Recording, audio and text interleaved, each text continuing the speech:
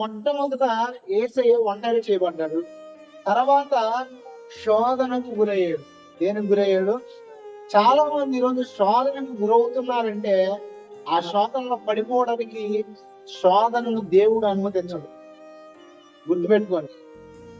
దేవుడు శోధనలు ఎందుకు నీకు అనుమతిస్తున్నాడు తెలుసా? మీరు పడిపోవడానికి కాదు. దేనికి కాదు? మీరు శోధనలో పడిపోతున్నారంటే గుర్తుపెట్టుకోండి, మీరు దేవుని శక్తిని, దేవుని ఆలోచనలు, దేవుని జ్ఞానాన్ని తృణీకరిస్తున్నారు. ఎందుకంటే మీకు కలిగే ప్రతి శోధన కూడా దేవుడు ఎప్పుడు మీ శక్తి సామర్థ్యాన్ని మించి ఇవ్వడం. బాగా గుర్తుపెట్టుకోండి. కొరింథీ రాసిన పత్రికలో స్పష్టంగా ఒక మాట రాసింది. ఆ మాట ఏంటంటే, మనుషులకు కలుగు శోధన తప్ప మీకు మరేమి కలగవు.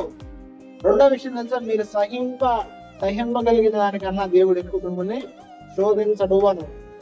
ఇప్పుడు నేను మీకు బాగా అర్థమైన విషయం చెప్తాను. మీరు పిల్లలు కొడతారు కదా, చిన్నపిల్లల్ని పెద్దవాళ్ళని ఇద్దరు ఒకే రంగం కొడతారా? చిన్నపిల్లల్ని చిన్న చిన్న సులభాలు తీసుకుని పడతారు, బెద్దలు తీసుకుని పడతారు. నా చిన్నప్పుడు 1 నుంచి 5వ తరగతి దాకా స్కూల్లో చదువుకున్నా.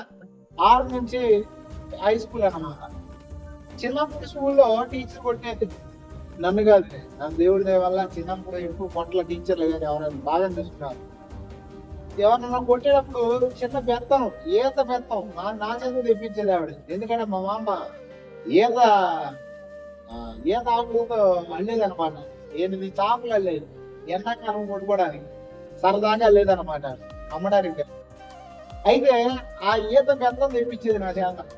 తెప్పించి ఏం చేసేదంటే, ఎవడన్నా చదవకపోయినా మాట్లాడిపోయినా బాధేది. ఆ కొట్టే విధానం ఎట్లా ఉంటుంది? పెద్దవాళ్ళు కొట్టినట్టు కొట్టేస్తుందా? కొట్టే విధానం చాలా సింపుల్ గా ఒక దెబ్బ ఓడినాయి అంటే భయం వేయడానికి. తర్వాత హై స్కూల్కి వెళ్ళినప్పుడు అక్కడ ఒక మాస్టర్ ఉండేవాడు. అసలు ఆయన పెద్ద శాడిస్ట్ వెళ్ళే ఉండేవాడు అమ్మా. ఎందుకు శాడిస్ట్ అంటానంటే, ఈ మధ్య కొంతమంది వారి యొక్క ఆవేశాన్ని, వారి యొక్క అధిక ఉత్సాహాన్ని పిల్లల మీద చూపిస్తూ ఉంటారు. ఎవరో ముఖ్యంగా గురువులు. నేను ఎవరిని తప్పు పడట్లా, ఎందుకంటే ఖచ్చితంగా గురువైన వాడు లేకపోతే ఖచ్చితంగా పిల్లలు లేరు. ఎందుకంటే విద్య అనేది లేకపోతే, ఈరోజు పాండిత్యం అనేది లేకపోతే ఖచ్చితంగా జ్ఞానం ఉండదు. విద్య ఒక వ్యక్తిని జ్ఞానవంతుడిగా మార్చింది. అందుకే గురువు అనే పదానికి అర్థం ఏంటంటే చీకటిని తొలగించేవాడని అర్థం. ఏమర్థం అంటే, మూర్ఖత్వం అనే చీకటిని తొలగించి చదువు అనే జ్ఞానాన్ని ఇచ్చేవాడే గురువు. కాబట్టి గురువు ఎట్లా పెడితే అట్లా ఉండకూడదు. ఈరోజు ఎంత దారుణమైన విషయం అంటే, అసలు ఆ స్కూల్లో వీళ్ళు నిద్రపోతా ఉంటారు పాఠాలు చెప్పాల్సిన వాళ్ళే. పాఠాలు చెప్పకపోతే చదువుకునే పిల్లలు ఏం చేస్తారు?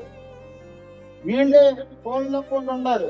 వీళ్ళకే సరైన జీవితం ఉండదు. ఖచ్చితంగా చెప్తున్నాను, నేర్పించేవాడు ఎప్పుడు కూడా మాదిరిగా ఉండాలి, అది ఎవడైనా కానీ. అయితే ఆయన ఏం చేశాడంటే, సార్ గారు పెద్దది, ఇప్పుడు ట్యాంకీ నుంచి ఇంట్లోకి వాటర్ వెళ్తాయి కదా పైపు, ఆ పైపు అంగుళం పైపు అన్నమాట. బాగా మందం పైపు తెచ్చి కొట్టేవాడు. ఆయన కొట్టే కొట్టుకి చేతులు రాసిపోయి కాళ్ళకు తగిలితే కాళ్ళు వచ్చేది. ఇప్పుడైతే బాధ వేసే ఉండేవాడు. అప్పుడు కాబట్టి కొంచెం ఏదన్నా మాట్లాడాలి చాలా మంది. ఎందుకంటే తర్వాత చాలా గొడవలేదు. ఎందుకంటే కొట్టే విధానం మారింది. పిల్లలుగా ఉన్నప్పుడు ఒకటి, పెద్దలుగా ఉన్నప్పుడు ఒకటి. అలాగే దేవుడి నీ సామర్థ్యాన్ని బట్టే నీకు ఏం చేస్తారంటే శ్రమను అనుమతిస్తారు. ఇక్కడ చూడండి, నీకు శ్రమ కలిగినప్పుడు ఏ సామర్థ్యం లేకుండా నీకు దేవుడు శ్రమ ఇవ్వట్లేదు.